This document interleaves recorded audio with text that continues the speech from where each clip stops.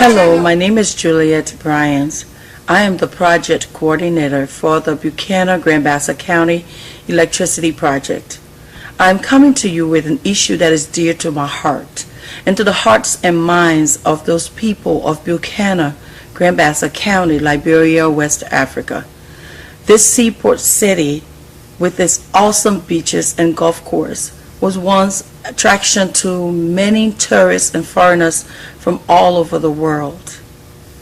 It is the second largest city in Liberia with a population of 60 to 80,000 as we mentioned in the written proposal. The lives of these people have been devastated with lack of no electricity due to a 14-year war that took so many lives. These people presently are using different sizes generators, lamps, candle lights, and so forth. The usage of these alternative lights have helped, but they have not alleviated the issues of safety, health, nutrition, communication, water supply, and so forth. I brought with me from my recent trip 2 hours worth of desperate pleas from these people asking for help for electricity in this country, but we have condensed it to 15 minutes of your time. I visited a school called St. Peter's Clovers High School, which is my alma mater, where the students themselves were expressing how much it has affected their eyes and how they have to study under street lights and market areas just to be able to have the proper lighting to study. The teachers and principals expressed to me how much it affects their grading system, their testing, and the overall ability to be able to give these students the education they need to have. Before I study my community, I will leave my house, go to another person's house where they put their street light, sit on there and study. I use candles to study. From the time I've been in elementary, using candle, it has affected my eyes, and then up to now I have sight problem. They have a library that cannot be used right now because of the energy. They have a science lab that is equipped, but they cannot use it because the energy is not enough. They have a computer lab that was donated by Dr. Romeo Masood. It's already set up, as you will see in my clip, but they cannot use it because of the energy. The generator is not big enough or cannot carry all that energy that is needed to supply these facility to these kids. This school also is part of a compound that includes a clinic, and in this clinic they have a pharmacy, they have an ER, and they're serving so many people during the day. They cannot do certain lab work. They have the equipment but cannot do these lab tests and results because the energy is not there. The principal of the school, St. Peter's, she expressed to me how desperate she is about having the bathroom indoors for the students. But they can't do that because the energy is not there to provide proper water supply to flush and to keep the sanitary going. They have to have the bathrooms outdoors, where the students have to go outdoors to use the bathrooms. And Liberia is a tropical country. It rains a lot, and sometimes when it's raining they have to go out there and they have to use it outside. Latrine is 75 meters away from the main building. Okay. As we are walking toward, you can see why it is like that. Okay. Because we do not have the mechanism that can pump water to the school system, so that can flush out. Yeah. The director also expressed to me that with the pharmacy, they're concerned about the potency of the drugs. As you can see in the pharmacy, it's very much enclosed. There's not much ventilation, and we have little fear for the drugs, especially so where you see a lot of heat in our country. especially at this time. The potency of the drugs is lost because of low ventilation. So it would be a very great much help for us if we should have 24-hour electricity. Right now we have a generator that will run for only 3 hours in the evening. In the day we don't run it because of the cost. How do you keep the air in there? We have a little fan here that when we put the generator in the evening, it runs up to that time. But for us, we feel that it's not yet adequate. And most of the diseases we have here, they are very resistant against. Most of it needs real strong drug to combat them. So, like, if you can see for yourself, there's this fan. It's not adequate to have the whole area air cooled.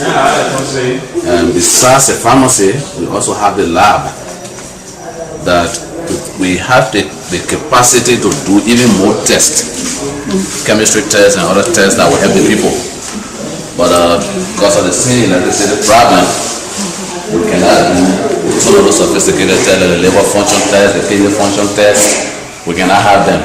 So we just limit the lab to the routine like malaria smell, HB, urine analysis. So you're equipped to do other tests? Other tests. It's just energy. Exactly. It's not sufficient. And we are not brought in some of the equipment because of the humidity. Okay. They're like the chemistry test machines, they all have to be kept on air. Yeah. If you bring them there, after a few minutes it will explode. Because of the heat? Yes, yes. We are desperately in need of electricity here, and on a 24-hour basis, because the hospital runs 24 hours. But sometimes we have to shut down the machine because we can't run one generator all of the time and 24 hours. So we are desperately in need.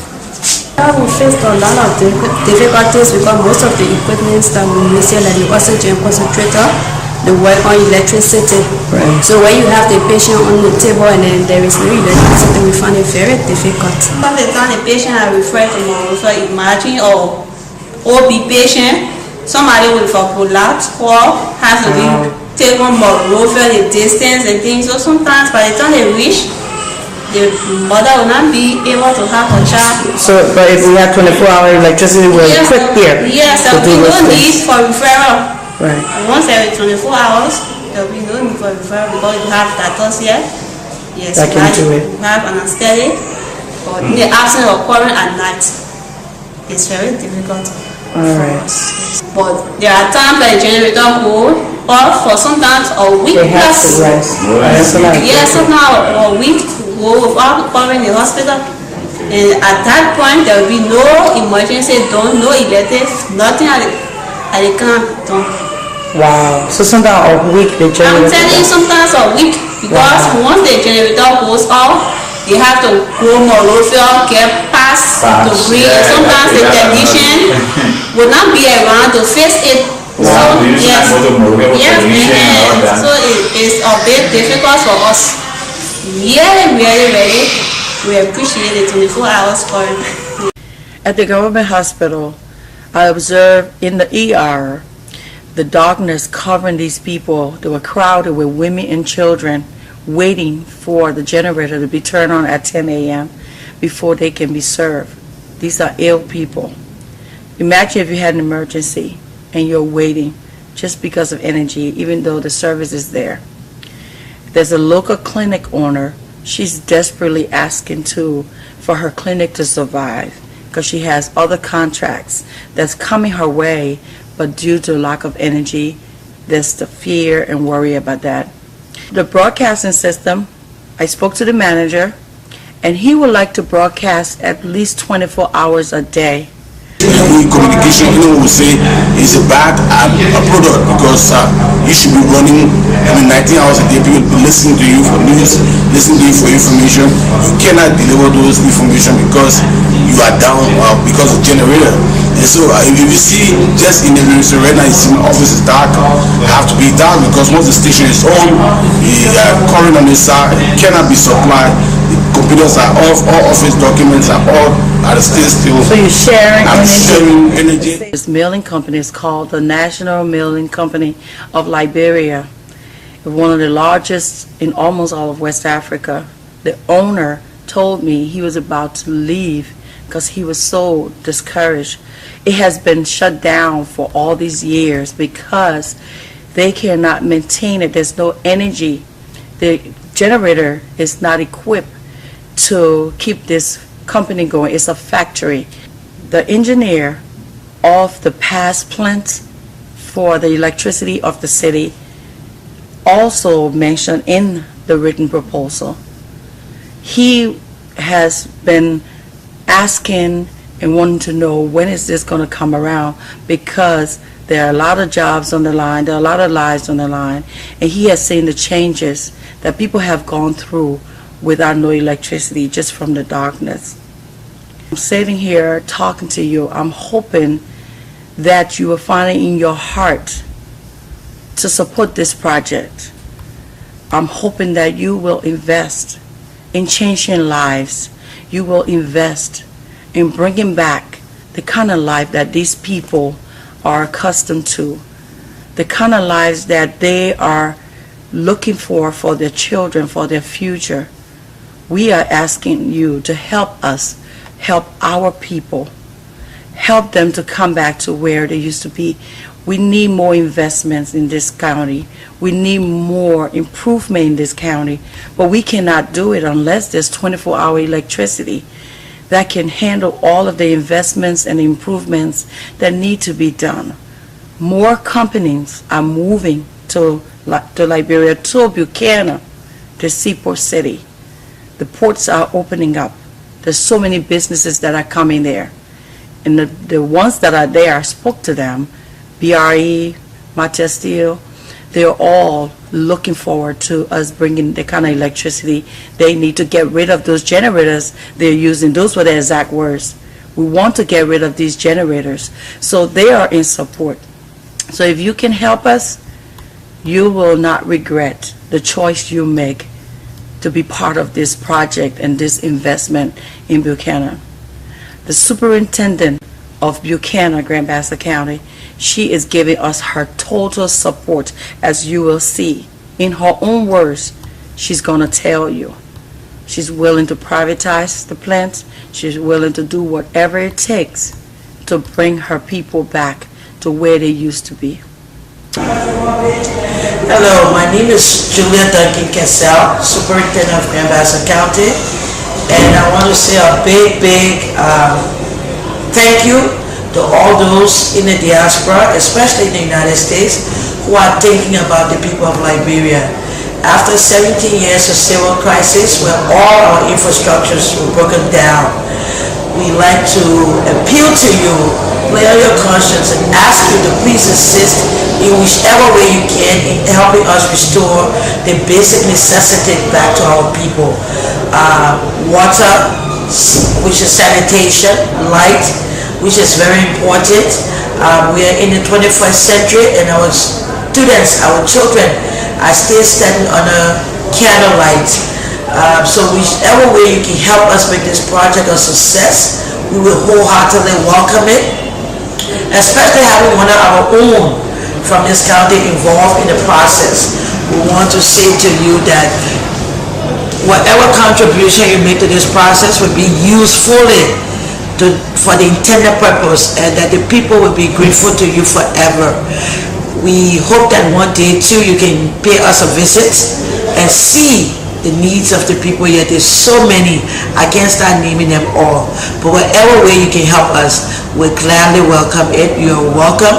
We are the second county in the Republic of Liberia, but Liberia itself is a very, very small country, and our resources has been misused.